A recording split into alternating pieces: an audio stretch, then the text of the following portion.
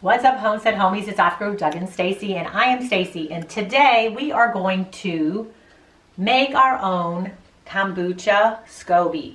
We had so many questions about that. I did a video on kombucha a few days back, so I'll link that above. But what I wanted to do is, you know that old saying, if you give a man a fish, he can eat for the day, but if you can teach a man to fish, he can eat a lifetime.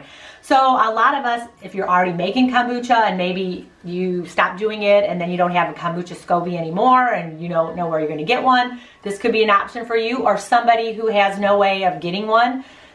Here you go. You can try to do it this way. First, you're going to need to go to the store. All the stores pretty much are carrying kombucha now. You need to get a unflavored kombucha. Make sure it is unflavored. You don't want any flavor in it.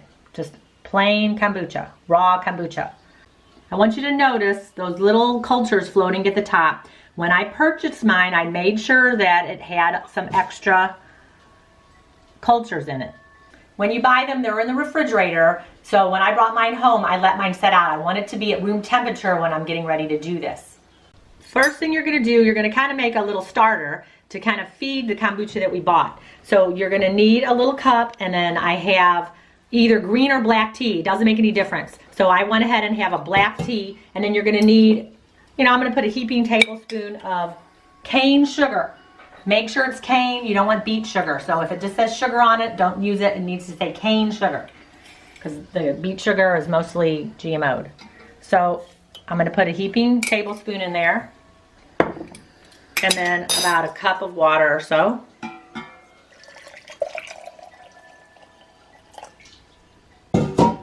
And I'm going to mix this up, just sort of like you're making a little cup of tea. I'm going to let that go to room temperature. After 10 minutes, I went ahead and took the tea bag out, and then it cooled to room temperature. It only took a few more minutes. And all I'm going to do now is get my raw kombucha that I got at the store. Ooh, we're going to have an explosion. And then I'm going to pour it in a nice, clean, sterilized jar. Mason jars are great for things like this. I can never have enough. And when I said sterilized, just make sure it's clean. You clean it in the dishwasher, you clean it with boiling water. Just make sure that you put it in a clean jar. Next, we're going to add the tea that we made with the sugar and the tea. I'm going to pour that into the kombucha.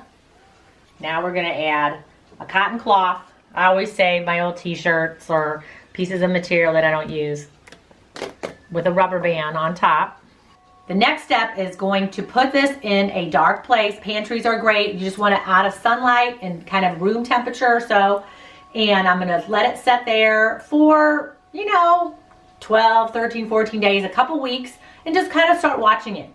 And hopefully it will turn into this SKOBY, which is a symbiotic culture of bacteria, yeast. It'll look kind of like a jelly-like pancake, and it'll start forming at the top. If it doesn't do anything within a month, then probably you'll need to throw it out and start over. I've had a pretty good success rate. I would probably say 80% of the time it works for me, but you never know. So just try it and see, and once you get it going, and if it starts going after a couple of weeks and you start seeing that little jelly pancake thing, then you want to let it go until it gets a little thicker. So you want it to kind of look like this. You want to have it, it needs to be about a, quarter of an inch or so. I'm putting mine away here in the back, in the dark. And stay tuned, because I will come back and check this out in about 3 weeks or 4 weeks. And you got cuckoo, hashtag cuckoo squad. Start yours today. You don't have to wait for mine. Just go ahead and start yours today and see, and maybe we can do them together and see if they turn out. Here comes the Homestead Homie of the month for, what month is it? April? April. So it's Shayna Vaughn, yay for Shayna, and she gets the Ayers Pottery pie plate.